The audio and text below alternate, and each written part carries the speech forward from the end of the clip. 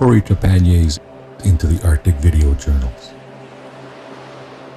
Brought to you in part by Eureka for Life Outdoors and by Merrill. Let's get outside.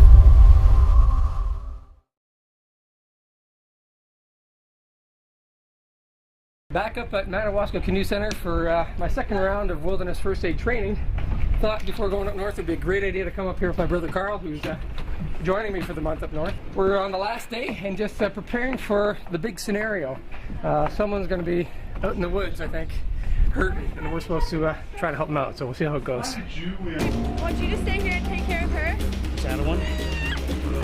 Right behind us. We'll be right back. Just getting ready to head out with the crew here. We're divvying up responsibilities as to who's going to be leader and who's going to be followers when it comes to finding our victims out in the woods. Sickest past the everyone in gloves. Alright, so we heard the incidents over at Swimmer's Rock, and we're approaching a situation, I think.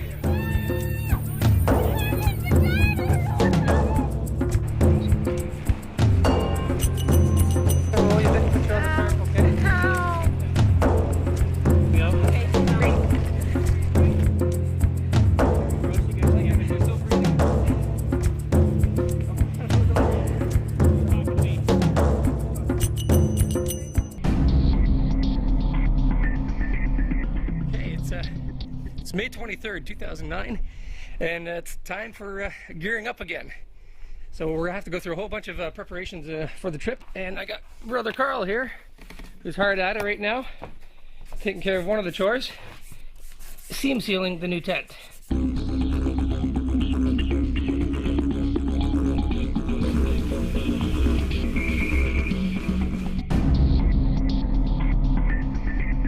Carl's setting up a bear fence that I've had in our kit for a while, but actually have never used.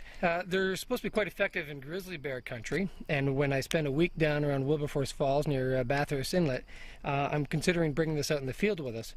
As to whether or not they'll work up in Ellesmere Island, up in the high Arctic, with a lot of gravel and so on, and whether or not they're effective on polar bears, I really don't know. We don't anticipate seeing any polar bears out there. But for sure, it doesn't weigh much, and it'll be worth taking down with us into grizzly country.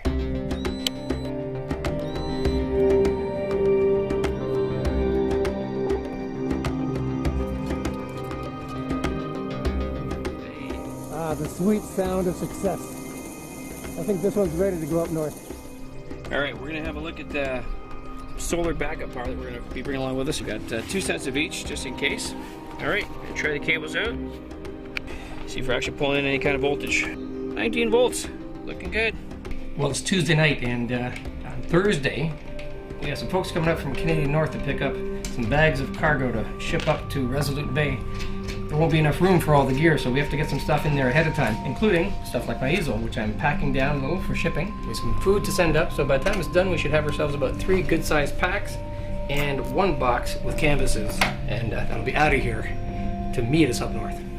But just to make things go a little smoother when I'm up there, I prefer to actually prepare them here so that I'm set to go when I'm actually out painting. So, handy Ziploc bags, and more work that's done here, the less I'll need to do out there.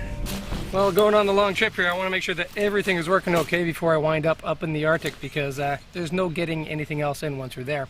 So this is a pack that I've been working on with Eureka, suggesting a few custom modifications to it so it'll suit my needs.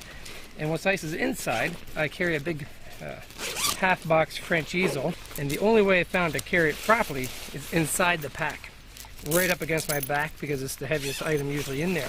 So it's time to put it through a little test here with some weight in it and see how she holds up.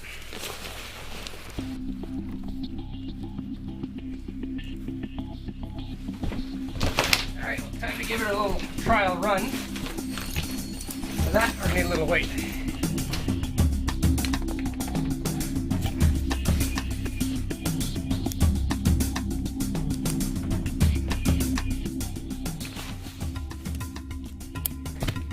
Got another pack over there from Max, who's behind the camera, to test out, because although I think he's probably more fit than me, it can never be too safe. Make sure everybody who's heading out on the party is ready for the hike ahead.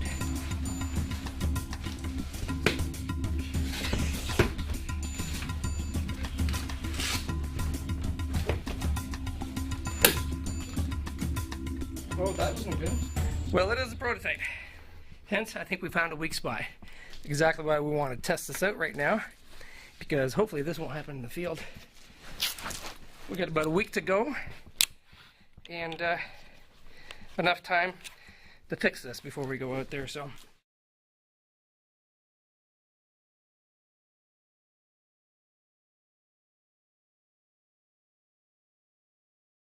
If this really happened out in the bush, what would I be left to do? Well, you really need a hip belt to take the weight off you.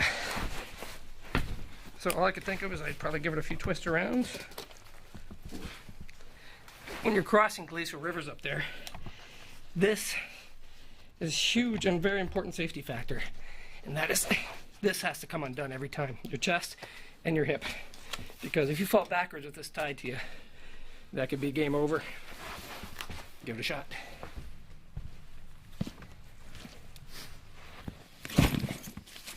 Well, that should about wrap up the last bit of gear for now. These are going to go with Max up to Yellowknife, where he's going to join me in week 5 for our week going to explore Wilberforce Falls. The last thing is to make sure you label everything before it goes on the plane.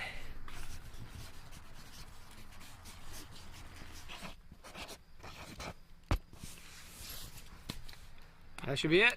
Next stop, Ellesmere.